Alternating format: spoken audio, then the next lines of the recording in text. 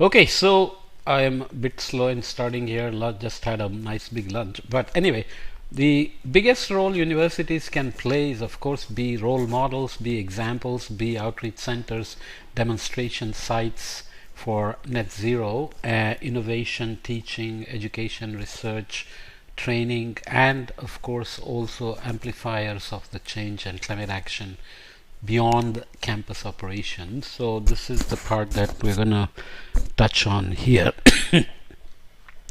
This guide has focused on initiatives that can be implemented within campus operations to drive down emissions and help to meet a university or college's net zero commitments. Whilst university and college campuses continue implementing net zero initiatives within their campus footprint, it's important to explore opportunities to create wider systematic change throughout the community. That's the best impact you can have as an educational institution.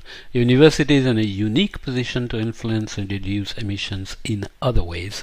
So amplifying change, universities can use their partnerships and reputation to to encourage and incentivize emissions reductions across the broader community. Initiatives discussed in this guide can be tested on campus before being projected to the surrounding community.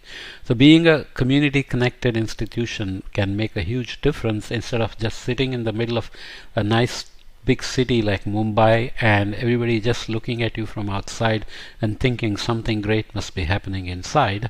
If they know what's happening and how they benefit from what we are doing, then it becomes a very good engagement. Engaging students, then students play a key role in developing bottom-up initiatives, bring their passion, energy and innovation to strengthen emissions reductions projects. Students are also able to take their learned behaviors and expertise in decarbonization through to the workforce and their communities. So of course we can also build knowledge, research and innovation, and we here look at a few specific things. Act as an amplifier of change. There are opportunities for universities and colleges to implement behavior change within their populations and to partner with private and public operators to influence change. Net zero initiatives open opportunities for universities and colleges to amplify their knowledge and expertise in the technological, social and policymaking spheres of the wider community. Climate change adaptation mitigation can also be amplified through university and college-led alliances of best practices. These networks reflect the urgency of pooling resources in knowledge building and the scope of universities and colleges to show leadership in decarbonization. Sharing best practices and tools through global communities of practice allows universities at the forefront of climate action to support those who are just beginning to decarbonize their campus. Okay, so education, research, living labs, which we will look at in a minute, testing solutions at scale within the campus, and then amplifying them to the outer community. Benefits and challenges here are slightly different. Leadership in community influencing policies, societal behavior, and so on regarding climate change. Building the brand and reputation of the university itself. Skill development and creating jobs in the community as before, and the challenges to be faced: resistance to change both at systemic and individual levels, avoiding greenwashing, so initiatives that are heavily promoted but that do not make significant impacts on climate change mitigation or adaptation. Corporations are doing this, and it would be a shame if universities do the same, especially because often the top level management, the president of the university, will gain the next job or his promotion and so on based on how well he's doing in creating new initiatives, and if he or she resorts to greenwashing, then it'll be a tragedy. So of course we want to measure impacts through emissions reduced in units of carbon equivalent, CO2 equivalent, member of the climate change alliances and pledges to net zero, curriculum and research and innovation that focus on climate change, so that it's not just research and publications, but we are actually finding solutions to adaptation and mitigation, and it is very well known what is needed for doing that at local scales beyond what IPCC keeps doing with enormous resources that it has. Okay, living lab participants. So you have a living lab it's a real life context that is very important. So you have target groups and behavioral definers, private actors, practical know-how and resources. So you may be working in farming area, you may be working in urban informal neighborhood, you may be working in rural areas on different issues and so on. Knowledge institutes, so expertise and scientific substantiation happens, and public actors here in terms of long-term perspective and regulatory role. So living labs are places where there are permanent institutions and structures where students keep going, learning, doing research, writing reports, writing papers, coming back, implementing solutions, innovating solutions for irrigation, for managing soil health, for managing water resources, could be health, various sectors. So engaging with student bodies, then making up the majority of university and college populations, and as the principal consumers of their services, students can be significant agents of change for climate action. So most colleges now, universities emphasize research, but students are still the majority of the university, graduate, undergraduate, whatever, postdocs and so on. There may be educational institutions, of course, not doing so much research, but there also students are the focus. Students play a key role in developing bottom-up initiatives which are needed to achieve systems-wide decarbonization on campus. Student-led initiatives can then include energy consumption competitions. This can be extended to reducing food waste, water waste, and electricity bill, of course. Climate ambassadors, groups that promote sustainable living on campus through activities and campaigns. Creating a personal climate pledge for students, faculty, and staff, almost like a personal carbon footprint they are carrying, so that they see the change in their carbon footprint over the duration of their course on the campus, including climate literacy training in the criteria and induction program of new students. Okay, so campus decarbonization projects can also be carried out via student, faculty, facilities, teams that ensure collaboration across stakeholder groups. So there are many ways to incentivize engagement, action, implementation, innovation, and so on. How to institutionally embed student engagement in campus decarbonization efforts to ensure durability. So it's not like you reach net zero once and you are done. It has to be sustained and has to remain in permanent effect. Integrate student engagement within existing networks and student requirements to lower barriers to participation. Integrate student engagement into institutional governance arrangements so that they have a voice at all levels to say what they see their role as and what they see the institution's role and the governance body's role on driving towards net zero and sustaining net zero as well. Okay. Provide financial support to student-led initiatives.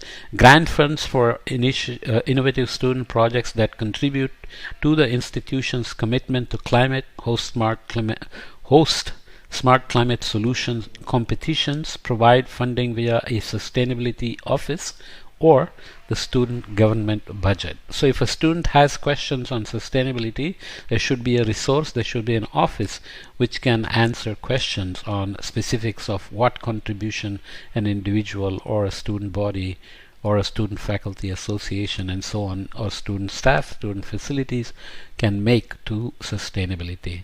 Again, leadership in community influencing policies and societal behavior regarding climate change are the benefits, along with building the brand and reputation of the university and skill development and creating jobs in the community.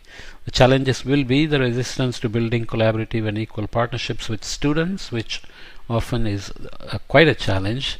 Avoiding greenwashing, so as we said before, you want to avoid being caught doing nominal things, highly promote them and not have any actual metrics to show that progress was made towards net zero or any adaptation mitigation. Measuring impacts, again, emissions reduced, involvement of students in campus activities, and financing of student-led and designed initiatives. Okay, encourage net zero aligned education, research and innovation.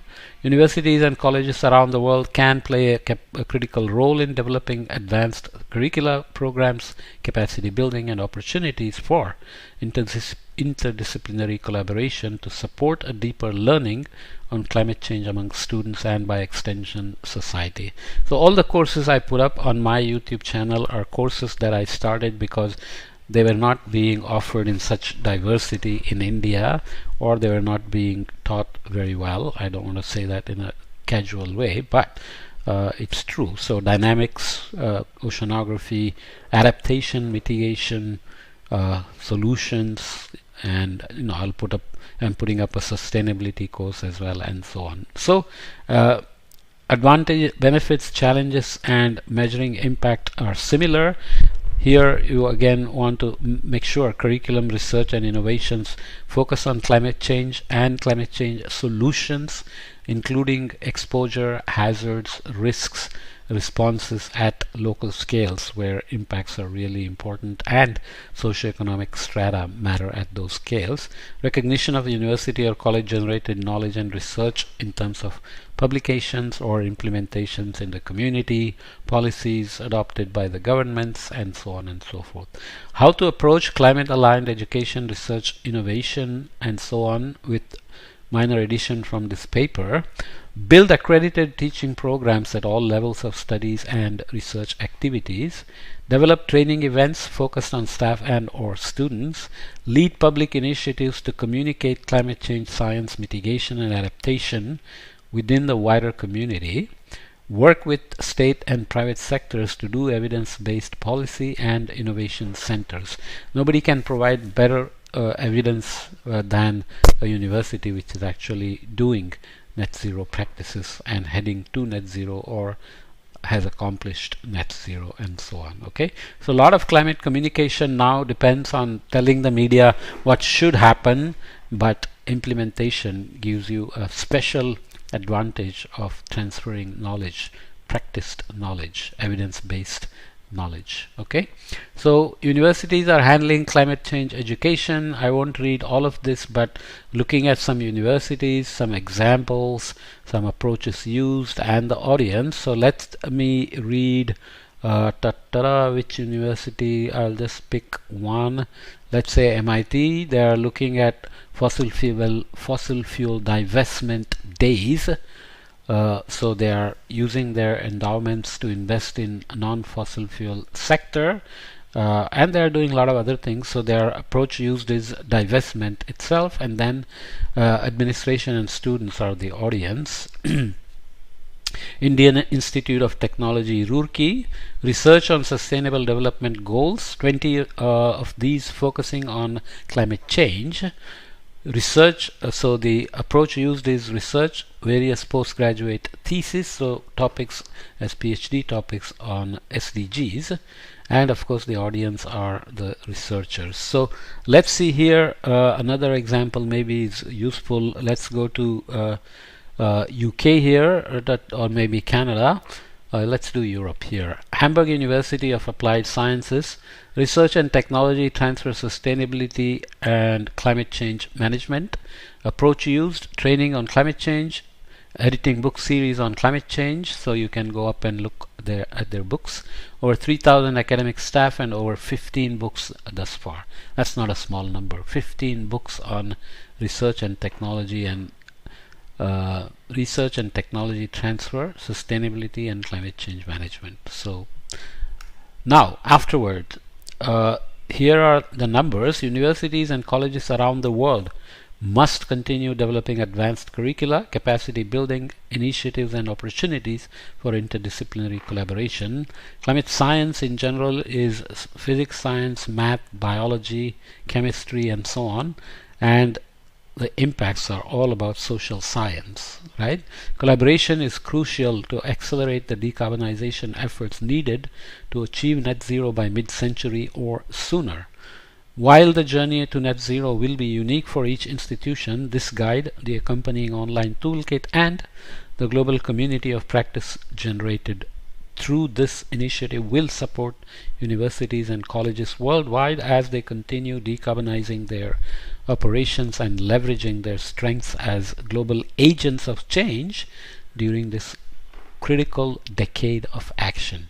2030 is right around the corner, and it's a good timeline, target year to look for where we are headed, especially now that we have lived through a big pandemic perturbation, which has taught us many lessons, including the harsh lesson that climate action always takes a back seat when there are lots of perturbations to economies. Similar lessons from gas market perturbations because of Russian invasion of Ukraine. Hamas, Israel, and Red Sea attacks are having big impacts. So climate change, climate action will always take a back seat. So we have to be careful. So here are the numbers: 411 in North America, 275 in Europe, 316 in Asia, 44 in Africa, 59 in South America, and 14 in Australia itself. Okay. So that definitely ends this podcast series for Net Zero Campuses, and I hope the podcasts help. And you can of course go back and read the report for many more details and online content, additional resources, and so on. Okay, I'm going to have a course on campus sustainability as well. There is a very nice book that I'm going to summarize on sustainability on campus. Sustainable activities driving towards sustainability on campuses. Okay.